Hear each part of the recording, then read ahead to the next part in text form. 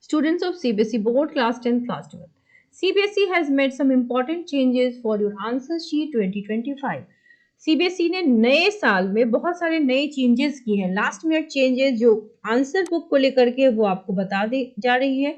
CBSE में ये पाया जाता है कि चीटिंग कई बार हो जाती है एंड नाउ सीबीएसई बहुत कोशिश करिए टू मिनिमाइज एग्जाम फेयरली हो और minimise the chances of cheating.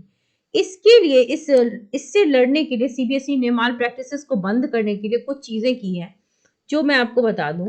Like introduction of unique QR code in answer sheet to combat cheating, यानी कि आपके आंसर बुक में एक यूनिक क्यूआर कोड लगाई जाएगी. सीबीएसई ने डिसाइड किया है कि यूनिक क्यूआर कोड हर बच्चे के आंसर शीट पे हो ताकि उसकी ट्रैकिंग एंड वेरिफिकेशन हो सके, ऑथेंटिसिटी से फेयरली एग्जाम हो. ठीक है. दूसरी instruction on question paper placement.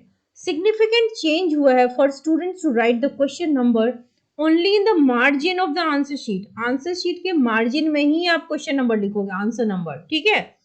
Question number should not be written in another space. इन बातों का बेटा ध्यान रखना. इंक्लूडिंग द सेंटर, बीच में नहीं लिखना है, जो लेफ्ट मार्जिन होता है उसमें लिखते हैं. This measure ensures a clear and uniform format for all the answer sheet. तीसरी इंपॉर्टेंट बात, no marking or writing on the question paper.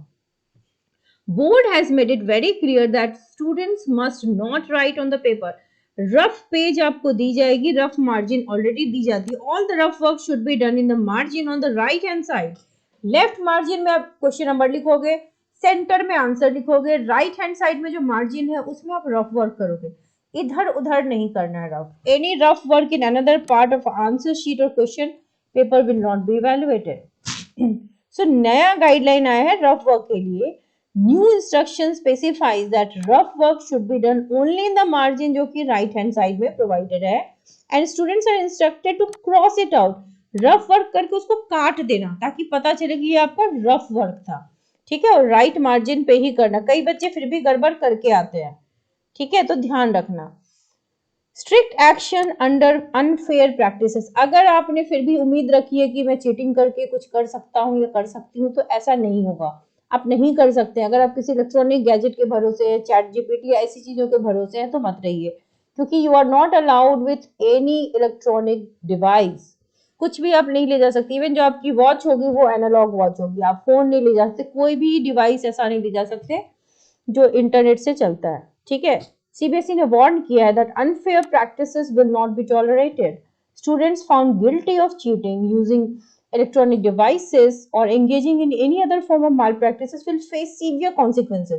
तो अच्छा है, अगर आपको नहीं आता है तो मत लिखो, क्वेश्चन पेपर को ही नोट डाउन कर दो. कुछ भी जो आता है लिखो, मगर चीटिंग मत करो, क्योंकि स्टूडेंट्स अगर पकड़े गए, बेटा सीसीटीवी कैमराज होते हैं, आप डेफिनेटली पकड़े जाओगे. कैंसल हो सकता है paper and students will be bad from appearing exam for the next 2 years. 2 साल के लिए आपके एग्जाम पे प्रतिबंध लग सकता है.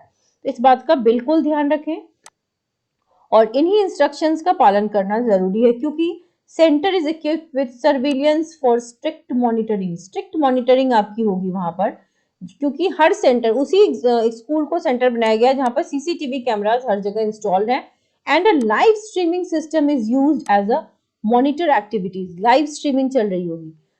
अगर आपके क्लास के टीचर भी चाह लें कि बच्चे चीटिंग कर लें, तो इट इज नॉट पॉसिबल. ठीक है. So these measures are part of CBSE's broader effect of reducing the malpractices. ठीक है.